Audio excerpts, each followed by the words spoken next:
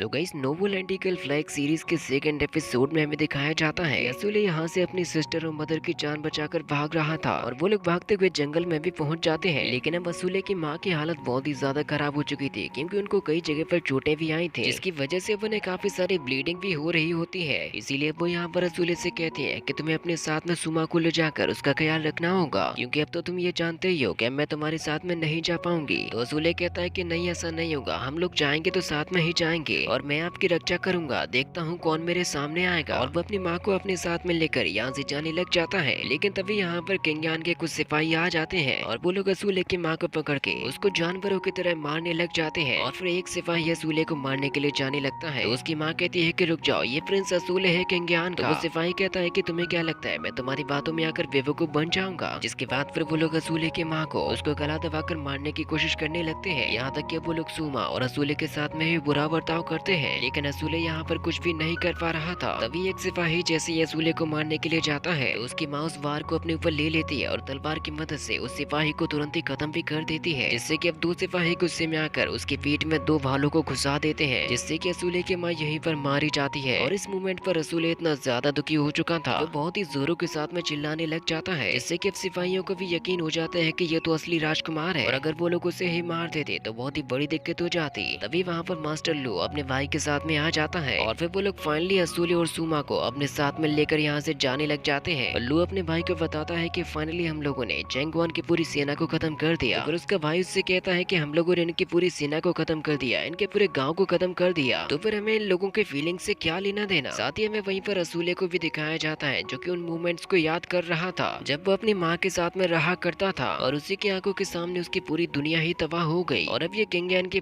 पूरी सेना वापस लौट रही थी अपने काम को अंजाम देकर कि उन लोगों ने जैनयान को खत्म करके फाइनली असूले को हासिल कर ही लिया। वहीं पर चलती हुई एक औरत से जैसे थोड़ी सी गलती हो जाती है तो एक सिपाही उसको बहुत ही बुरी तरीके से मारता है, जिस चीज को देखते तो सब रहते हैं लेकिन कोई भी कुछ कर नहीं सकता था। और वो लोग ये बहुत ही लंबा सफर तय करते हुए किंगयान की तरफ जा रहे थे, जिससे कि अब वो लोग फाइनली किंगयान ईगल के साथ में किंगयान तक पहुंच ही जाते हैं, जहाँ पर हमें किंगयान के लॉर्ड लू शोंग को दिखाया जाता है। और उसी के कहने पर ये इतनी ज्यादा तबाही मचाई गई थी जिसमें एक और बंदा शामिल था और उसका नाम होता है ली। इसके बाद अब लू शोंग अपनी सेना को अप्रिशिएशन देने के लिए आगे की तरफ बढ़ने लगता है, क्योंकि अब किंगयान की सेना फाइनली यहाँ पर पहुँचने ही वाली होती है, जिनमें से सबसे पहले बड़े बड़े ऑफिसर्स किंग के सामने अपना सर झुकाते हैं। और मिशन को सक्सेसफुल देखकर लू शोंग अपने बेटे से कहता है कि जल्दी से उसे हमारे पास में लाया जाए। इसके बाद फिर लू तुरंत ही असूले के पास में जाता है और उसको घोड़े से नीचे उतार कर लू शोंग के सामने ले जाता है और कहता है कि पिताजी आपने जैसा कहा था हम वैसा करके ले आए, हमारा प्रिंस अब हमें वापस मिल चुका है। फिर लू शोंग तुरंत ही असूले से कहता है कि मेरे पास में आओ क्योंकि मैं तुम्हारा असली पिता हूँ। लेकिन असूले उसके पास में नहीं जाता। तो फिर लू अपने पिता से कहता है कि इसने कभी भी युद्ध नहीं देखा था, इसी की वजह से अभी ये काफी ज्यादा परेशान है। फिर लू शोंग असूले से कहता है कि तुम तो चंद सालों में काफी बड़े हो चुके हो। और फिर वो अपने सेनापति से कहता है कि ये तुम्हारी पहली जीत है, क्योंकि हमें 9 रियासतों पर अपना आधिपत्य जमाना है, तो ऐसी तो लड़ाइयाँ लड़नी ही पड़ेंगी। साथ में वो उससे ये भी कहता है कि मैं तुम्हें ये नौकरों के साथ साथ द ग्रेट खान का सिंहासन भी दूंगा, जो कि पीढ़ी दर पीढ़ी सेनापति के वंशजों को मिलेगा। जिससे कि अब सेनापति भी काफी ज्यादा खुश हो चुका था। वो कहता है कि आपको इतना आभार दिखाने के लिए बहुत बहुत शुक्रिया। तो लू शोंग कहता है कि ऐसा हो भी क्यों ना, तुम मेरे दोनों बेटों के गुरु भी तो हो। जिसके बाद फिर सेनापति अपने सभी सिपाहियों से कहता है कि इस बार हम लोग जितने भी इन दासों को पकड़ के लाए हैं ये हमारे लिए जानवरों के अलावा और कुछ भी नहीं है। और वहाँ पर जश्न मनाते हुए एक छोटी सी बच्ची की आंख में गर्मा गर्म सरिया डाल दिया जाता है, जो कि ये दर्शाता है कि किंगयान के लोगों के अंदर बहुत ही ज्यादा दरिंदगी भरी हुई है। और फिर सेनापति बताता है कि इस लड़ाई में प्रिंस लू ने हमारी काफी ज्यादा मदद की है, इसीलिए ये तुम्हें सारे के सारे स्लेब्स दिए जा रहे हैं। लेकिन अब ये चीज असूले को काफी ज्यादा परेशान कर रही थी कि अब उसके ही गाँव वालों के साथ में जानवरों की तरह सलूक किया जाएगा। और फिर तभी वहाँ पर सभी लोगों के सामने सिस्टर जेंगवान और शूमा को भी लाया जाता है। और जो सिपाही सिस्टर जेंगवान को लेकर आ रहे थे लू उनसे कहता है कि रुक जाओ, क्योंकि वो उससे बात करना चाहता था। और फिर वो सिस्टर जेंगवान से कहता है कि मैंने सुना है तुम्हारे ग्रासलैंड में जितने भी मर्द है तुम इनमें से किसी को भी पसंद नहीं करती। तो ऐसा सुनकर सिस्टर जेंगवान लू के मुंह पर थूक देती है, जिस चीज को देखकर लू कहता है कि मुझे ऐसे जंगली लोग काफी ज्यादा पसंद आते हैं। और फिर वो अपने खंजर को निकाल के जेंगवान के पीछे चला जाता है और वो उसके हाथों की रस्सी को काट देता है। साथ ही वो शूमा के हाथों की रस्सी काट कर उसको भी आजाद कर देता है। और फिर वो उससे कहता है कि अब तुम मेरे साथ में चलोगी। तो फिर जेंगवान उससे कहती है कि अब तो मेरे पास में मेरी कोई पहचान भी नहीं है। ऐसा सुनकर सेकंड प्रिंस कहता है कि अब तुम कोई प्रिंसेस नहीं हो, हम जो चाहेंगे तुम्हें वही करना पड़ेगा। और फिर ऐसा सुनकर तभी एक सिपाही कहता है कि हमारी लू की जोड़ी इस खूबसूरत स्लेब के साथ में बहुत ही ज्यादा अच्छी लगेगी, जिस चीज को सुनकर सभी के सभी लोग हंसने लग जाते हैं। लेकिन अब ये बातें असूले को बहुत ही ज्यादा परेशान कर रही थी। जोरो के साथ में चिल्लाते हुए कहता है कि जैंगवान कोई स्लेव नहीं है, इससे कि लू का जैसे ही थोड़ा सा ध्यान हटता है, जैंगवान उसके ऊपर अचानक से ही हमला कर देती है। लेकिन लू काफी ज्यादा चालाक था, वो अपनी जान बचाते हुए उसको दूर फेंक देता है। तो फिर इस चीज को देखकर सेकंड प्रिंस अपने सभी सिपाहियों से कहता है कि जल्दी से जाओ और इसको खत्म कर दो, क्योंकि इस लड़की ने हमें धोखा देने की कोशिश करी है। जिसके बाद फिर वहाँ पर मौजूद सिपाही जैंगवान को चारों तरफ से घेरने लग जाते हैं। शोमा उन लोगों को रोकने की कोशिश करती है, लेकिन वो कुछ भी नहीं कर सकती थी। जैंगवान इतने सारे लोगों के सामने वीरता के साथ खड़ी हो जाती है और कहती है कि हम जैनयान के वो वॉरियर हैं जो किसी की भी गुलामी एक्सेप्ट नहीं करते। और फिर वो अपने ही खंजर से अपने गले को काट देती है, जिससे कि अब जैंगवान की वहीं पर मौत हो जाती है। तभी शोमा रोते और दौड़ते हुए सिस्टर जैंगवान के पास में पहुंच जाती है, जिसको रोता हुआ देखकर वहाँ के सिपाही कहते हैं कि अगर ये हमारे बीच में बड़ी होगी तो इसका इस्तेमाल हम लोग केवल एक ही चीज के लिए कर सकते हैं, जो कि एक बहुत ही ज्यादा शर्मनाक बात थी। जिसके बाद फिर एक सिपाही सुमा को वहाँ से खींच कर ले जाता है, क्योंकि अब वहाँ से जैंगवान की बॉडी को ले जाया जा रहा था। लेकिन अब शोमा दौड़ते हुए उसका पीछा करने लग जाती है। तो सेकंड प्रिंस कहता है कि चलो इसको भी यहीं पर जान से मार दो, जिसको मारने के लिए उसके सामने अभी एक स्वॉर्ड मैन आ चुका था। और फिर तभी हम लोग अशूले को देखते हैं, जो कि अपने आप को किसी अलग ही वर्ल्ड में फील कर रहा था। वो देखता है कि किस तरीके से दरिंदे उसकी फैमिली को खा रहे हैं, जो कि अब धीरे धीरे करके असूले को भी मारने के लिए बढ़ने लग जाते हैं। और अगर असूले खुद को बचाना चाहता है तो उसके पास में केवल एक ही तरीका है कि उसे इन दरिंदों से लड़ना ही पड़ेगा। इसकी वजह से वो वहाँ पर पड़ी हुई स्वॉर्ड को उठाकर अपने सामने को इस स्वॉर्ड मैन के ऊपर हमला करने लग जाता है। और वो कहता है कि सुमा मैं तुम्हें हमेशा ही बचाऊंगा। और इसी के साथ में ये एपिसोड भी यहीं पर खत्म हो जाता है। सो गाइस, अगर आप लोग इसके नेक्स्ट पार्ट को देखना चाहते हो तो मुझे कमेंट में जरूर से बताना। और अगर वीडियो थोड़ी सी भी पसंद आई हो तो इसको लाइक जरूर से कर देना।